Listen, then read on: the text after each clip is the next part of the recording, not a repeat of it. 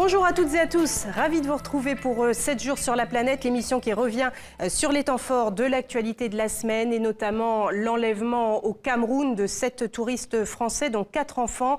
Une prise d'otage dans le groupe islamiste nigérian Boko Haram pourrait être l'auteur. Aujourd'hui, la confusion règne sur le sort de ces détenus.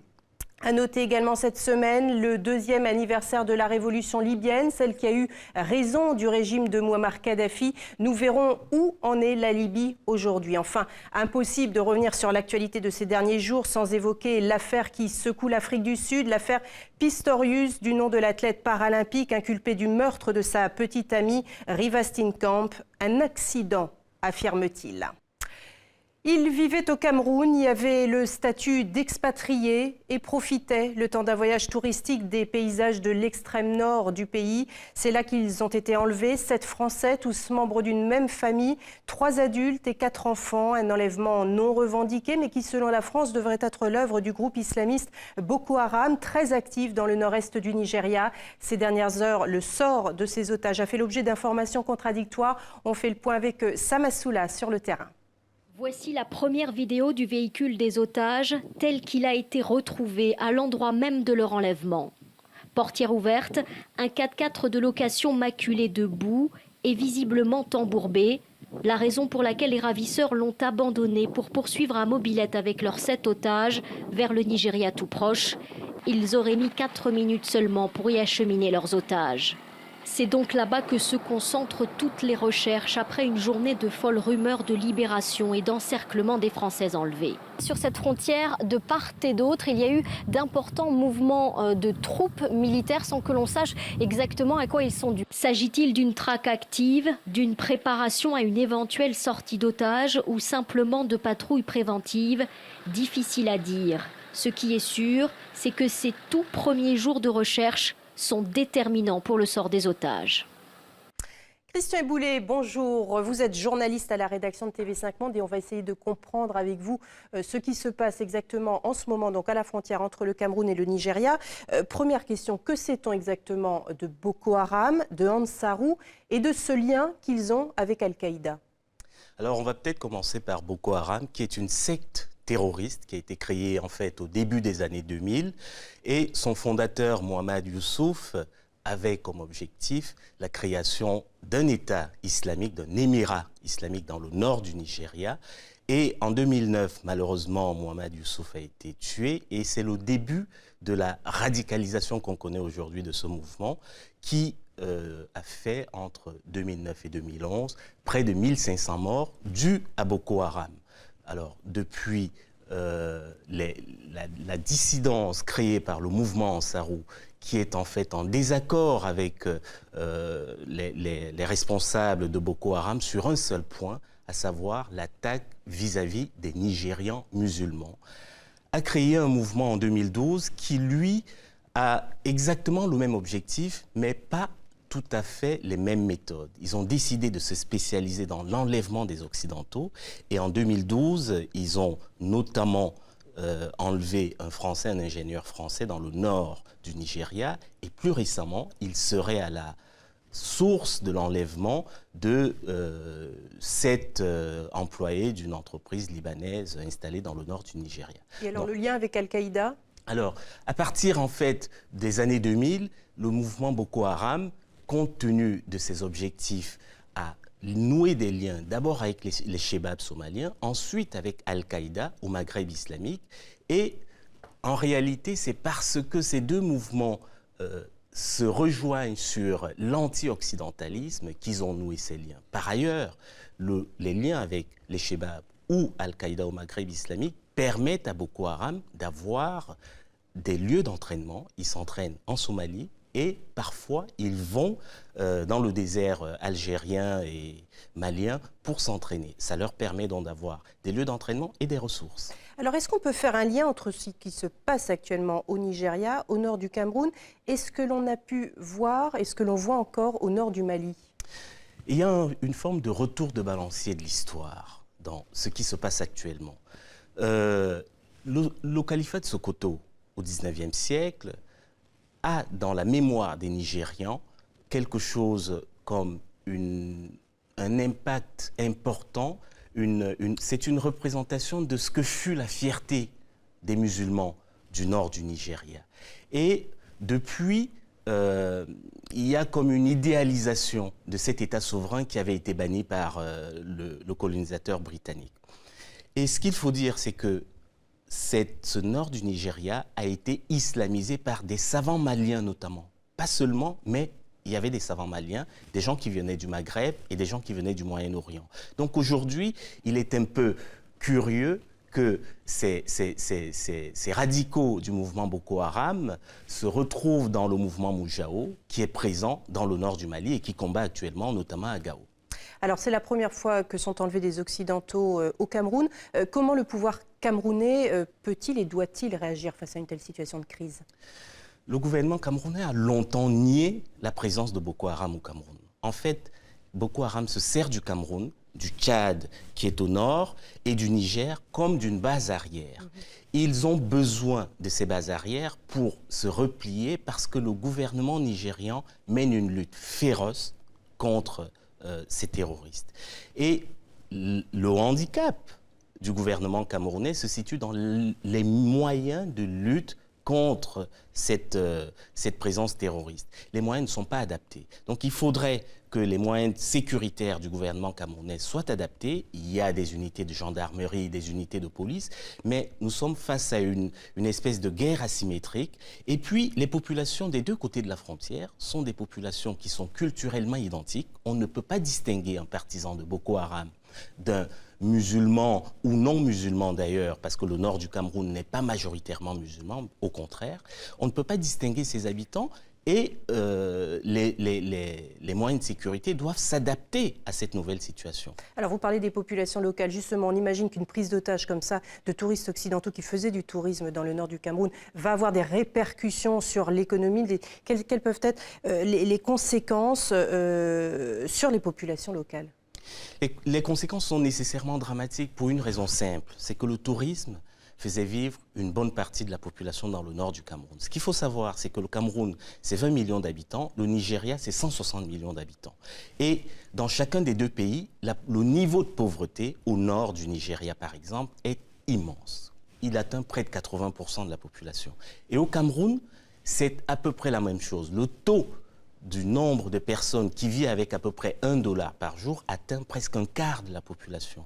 Donc, compte tenu de cette situation, les sources de revenus touristiques sont importantes dans une région du Nord qui est assez sinistrée du point de vue de l'emploi. Alors, vous l'avez dit à l'instant, la religion musulmane n'est pas majoritaire dans le nord du Cameroun. Est-ce qu'on peut imaginer que l'idéologie de Boko Haram puisse s'implanter dans le nord du pays ? Alors, c'est un peu le paradoxe camerounais, c'est-à-dire que un mouvement comme Boko Haram aura beaucoup de mal à s'enraciner dans le nord du Cameroun pour une raison démographique, c'est que les musulmans ne sont pas majoritaires. Deuxièmement, l'islam dans cette région ne forme pas un bloc monolithique. Ils ne sont pas nécessairement d'accord entre eux. Pour une raison historique, c'est qu'en 1960, le Cameroun a hérité d'un président qui était musulman et peul, et certains qui ne sont pas peuls ont tendance à considérer que les Peuls ont été favorisés et donc, entre eux, les musulmans, ils ne sont pas nécessairement d'accord. Donc, quand on prend ces deux facteurs, la démographie, qui n'est pas à l'avantage des musulmans, parce que dans cette région, il y a beaucoup d'animistes et des chrétiens, et le fait que les musulmans ne forment pas un bloc monolithique, on comprend pourquoi, à l'heure actuelle, le radicalisme, le salafisme ne prend pas tout à fait, mais il y a des risques, Merci Christian Eboulé pour cette analyse et venons-en justement à la guerre au Mali qui semble se transformer en véritable guérilla urbaine. Le groupe islamiste du Moujao a revendiqué jeudi un attentat commis à Kidal. Et puis il y a ces combats à Gao, la plus grande ville du nord du Mali. Elle a été le théâtre de très violents affrontements, comme nous le montre ce reportage signé Loïc Delamornay. Il y a un sniper islamiste dans cette tour. Il faut réagir vite. L'armée malienne l'a démolie à l'arme lourde. Apeurés, les habitants de Gao se réfugient dans les maisons en panique. Il est 8 h du matin et la nouvelle du jour, c'est que les djihadistes sont de retour. Les soldats maliens foncent vers le centre-ville. Mais arrivés au bout de la rue, les islamistes sont en embuscade. Un premier blessé est évacué.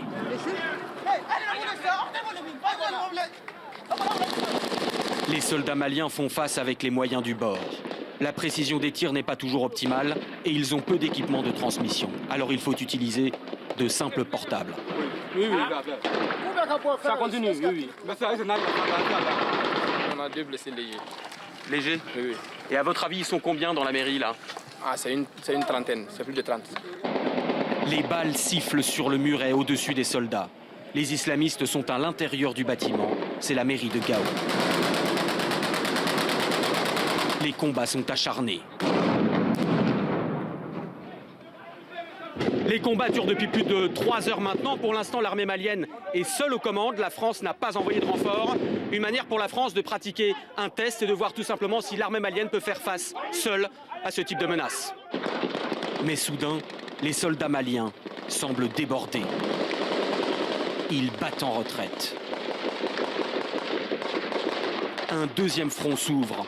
La nasse islamiste se referme. Les djihadistes ont pris les Maliens à revers. L'armée française décide qu'il est temps d'intervenir. Des tireurs d'élite neutralisent un djihadiste porteur d'un lance-roquette. Puis un hélicoptère français tire un missile et achève le noyau dur des combattants islamistes. Manifestement, il y a encore quelques groupes armés qui sont extrêmement déterminés et qui, plutôt que se rendre, préfèrent combattre jusqu'à la mort. Au prix d'une dizaine d'heures de combat, la victoire militaire sera acquise aux Maliens et aux Français. Mais le jusqu'au-boutisme des islamistes ne sera certainement pas vaincu en un jour. Je vous le disais en titre, la Libye a célébré cette semaine le 2e anniversaire de sa révolution, le début du soulèvement populaire qui a renversé le régime du colonel Mouammar Kadhafi à Tripoli, mais aussi et surtout à Benghazi, là où tout a commencé. Des feux d'artifice et des chants révolutionnaires ont ponctué des célébrations plutôt spontanées. Une ambiance festive, donc, dans un pays toutefois encore en proie à l'insécurité et à l'instabilité. Les nouvelles autorités sont souvent critiquées et les défis énormes. Où en est la Libye aujourd'hui, 2 ans après son soulèvement? Élément de réponse avec Esmeralda Labi. À pied ou en voiture, brandissant des drapeaux, chantant, des milliers de Libyens fêtent les 2 ans de leur victoire. Victoire contre la dictature et le pouvoir absolu d'un seul homme, Mouammar Kadhafi. C'est un sentiment incroyable, nous sommes vraiment heureux. C'est la première fois que j'ai le sentiment que le drapeau et le pays m'appartiennent. Nous fêtons notre indépendance sans que ce soit arrangé, c'est spontané. Tripoli, Benghazi, toutes les principales villes qui se sont autrefois rebellées célèbrent aujourd'hui 2 ans de fin de cauchemar. Mais l'ambiance de fête n'empêche toutefois pas les manifestants de critiquer le pouvoir en place, de demander beaucoup plus. C'est un constat, la Libye est encore loin de la pacification, les défis sont énormes, ce que les autorités veulent bien reconnaître. Nous voulons rassurer les pays qui nous soutiennent. Nous ne ferons pas de la Libye un incubateur du terrorisme. Nous voulons confirmer nos engagements et nos obligations envers la communauté internationale. La nouvelle constitution traîne. Le partage équitable des richesses n'avance pas, l'instabilité est de mise. Le pays a certes évité un raz-de-marée islamiste, l'économie n'est pas moribonde grâce aux recettes pétrolières, mais la frustration avance car la réconciliation nationale n'est pas acquise. Il y a toujours ceux qui soutiennent l'ancien régime et des milices privées révolutionnaires qui font la loi. La sécurité est l'un des défis majeurs du pays. Soit nous achevons la Constitution et nous construisons une démocratie, un État stable avec une participation libre de tous les Libyens, soit nous allons vers un scénario catastrophe et vers la guerre civile. Peu habitué à la gestion d'un pays, le nouveau pouvoir peine à mener ses réformes. Une Libye libre, demande justifiée. Mais pour quand ? En Syrie, le conflit s'éternise. Cela fait 23 mois maintenant que les rebelles armés luttent contre le pouvoir du président Bachar al-Assad. Un pouvoir toujours en place, c'est un pays qui paie un prix élevé pour cette impasse. 70 000 morts selon l'ONU et des combats qui apparaissent chaque jour plus intenses encore que ceux menés la veille. Plusieurs attentats meurtriers ont frappé la capitale, Damas. Dernière en date, jeudi, tout près du siège du parti Baas. 53 personnes ont été tuées. Une situation devenue invivable pour les populations. L'économie tourne au ralenti avec des répercussions sur des secteurs qui pourtant était florissant avant-guerre. C'était le cas de la production télévisuelle. À l'époque, une trentaine de séries étaient produites chaque année en Syrie. Elles occupaient même une place importante sur le marché de l'audiovisuel au Moyen-Orient. Aujourd'hui, les professionnels du secteur sont obligés de se tourner vers les pays voisins et plus particulièrement vers le Liban, là où les coproductions entre les deux pays sont de plus en plus nombreuses. Anaïs Renivière. Une femme syrienne joue un mauvais tour à sa voisine libanaise, elle s'effondre. C'est l'une des scènes de Coup de feu amical, première série télévisée à aborder les relations libano-syriennes. L'histoire est simple, 2 villages, 2 dialectes, une frontière et beaucoup de coups bas entre les villageois. La série est coproduite par un Libanais et un Syrien. Elle est tournée en ce moment à Douma, au nord du Liban. Quand je suis venu ici pour faire les repérages, j'ai trouvé que la nature était très similaire à celle de Syrie. Sur le plan géographique, nous sommes dans la même zone et nous avons une atmosphère similaire.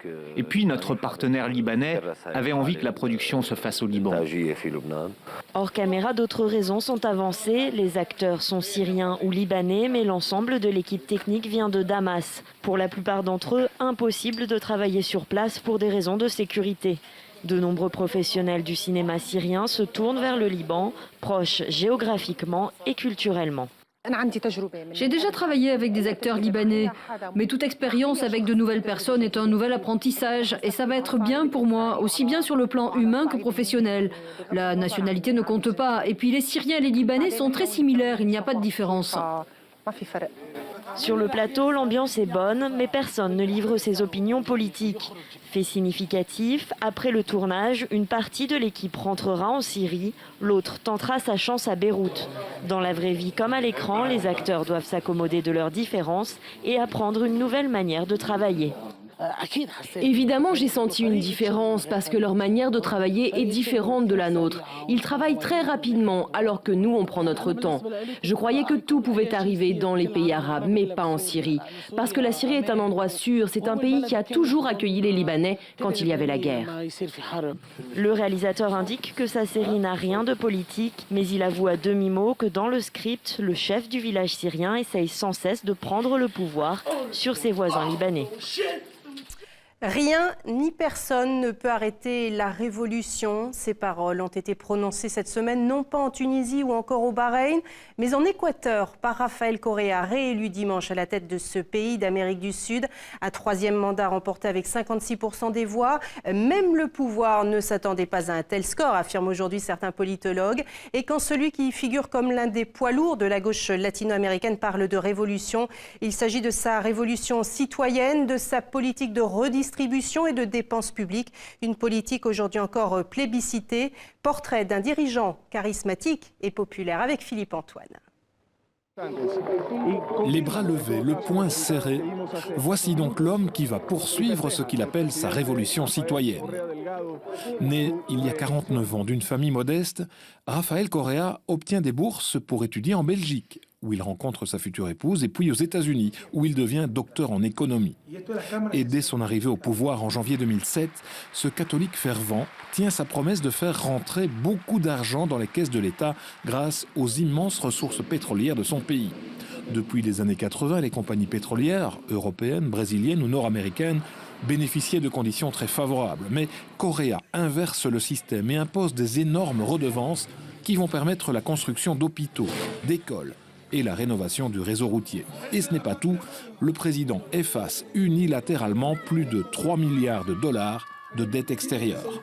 Ils veulent vous faire croire que la misère fait partie de la culture. Mais non, mes amis, il faut avoir les idées claires, un cœur vaillant et des mains propres. Et pour lutter contre cette misère qui touche encore près de 30% des Équatoriens, le président multiplie les dépenses publiques qui sont passées de 4 à 27 milliards de dollars en 6 ans. Et il mène une politique de redistribution qui passe notamment par le versement d'argent à 2 millions de personnes. Au cours des 6 dernières années, notre pays est devenu un pays d'espoir, de dignité, de souveraineté. Nous n'avons pas pu résoudre tous les problèmes, mais nous avons progressé. Nous avons retrouvé la foi en nous-mêmes et avec cette confiance, rien n'est impossible. Et puisque rien n'est impossible, celui que ses détracteurs accusent d'autoritarisme, mais qui pourrait devenir le leader de l'alliance de gauche latino-américaine, s'est même offert l'an dernier le plaisir d'un pied de nez aux Américains en accordant l'asile à Julian Assange, le fondateur de Wikileaks, toujours réfugié dans l'ambassade équatorienne de Londres.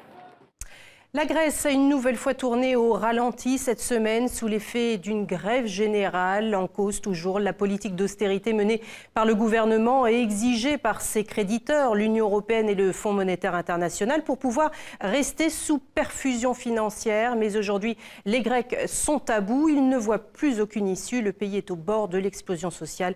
Rémi Vincent. C'est la première grève générale de l'année en Grèce et sans doute pas la dernière. À Salonique ou ici à Athènes, ils sont des dizaines de milliers à être descendus dans les rues.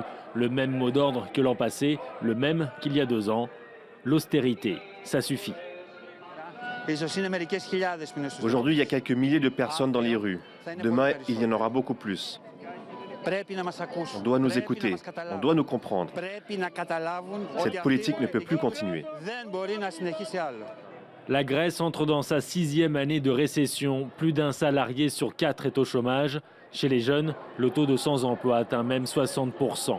La réduction des déficits touche tous les secteurs de la société, en particulier la santé, l'éducation ou la protection sociale. Les Grecs, descendus dans les rues d'Athènes, se disent asphyxiés. L'argent manque pour joindre les deux bouts. Je ne sais pas ce que les gens peuvent faire d'autre que de manifester. Nos conditions de vie se sont tellement dégradées qu'on n'arrive plus à survivre. Pour d'autres, manifester, c'est déjà se sentir vivant et espérer des jours meilleurs.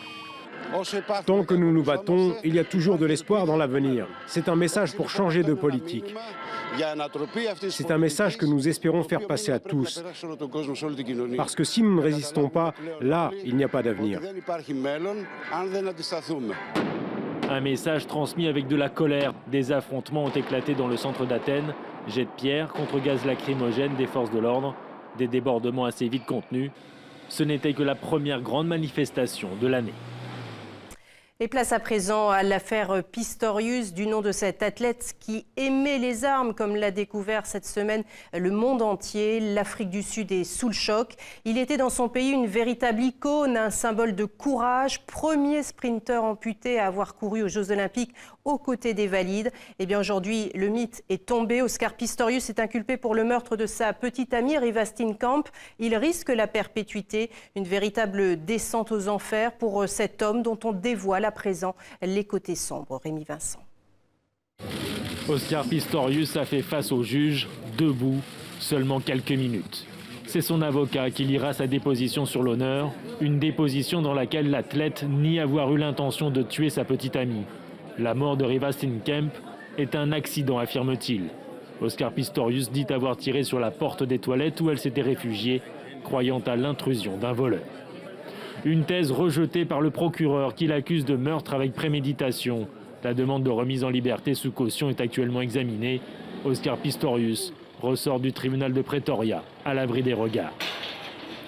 Au même moment, à Port-Elizabeth, les proches de Reeva Steenkamp rendent un dernier hommage dans l'intimité à cette jeune femme de 29 ans.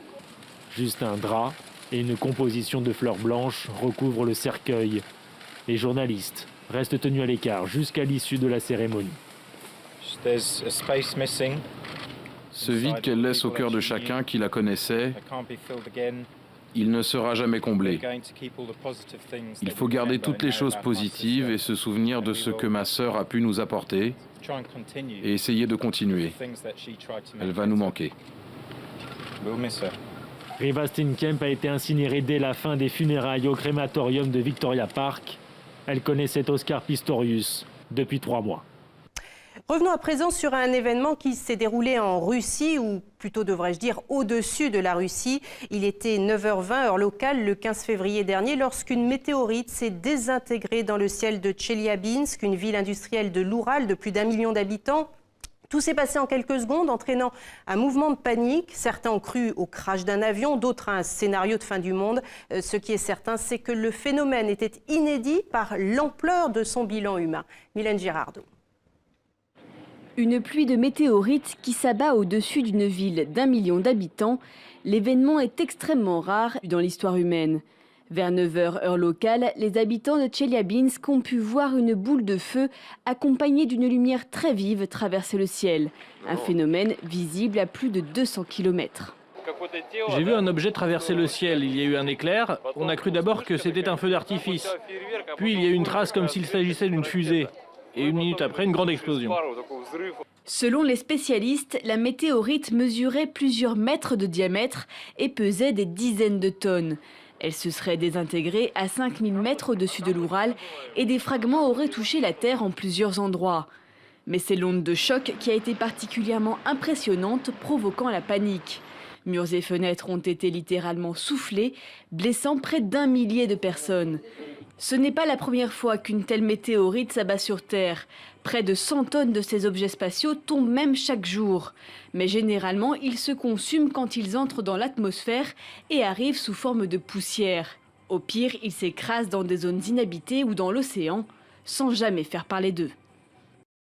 C'est la fin de cette émission. À toutes et à tous, merci de l'avoir suivi. Vous pouvez retrouver bien évidemment les fiches pédagogiques et les dossiers pour enseigner le français sur notre site internet www.tv5monde.org. Merci de votre fidélité et de votre confiance, bien évidemment. Excellente suite de programme sur TV5 Monde. À la semaine prochaine.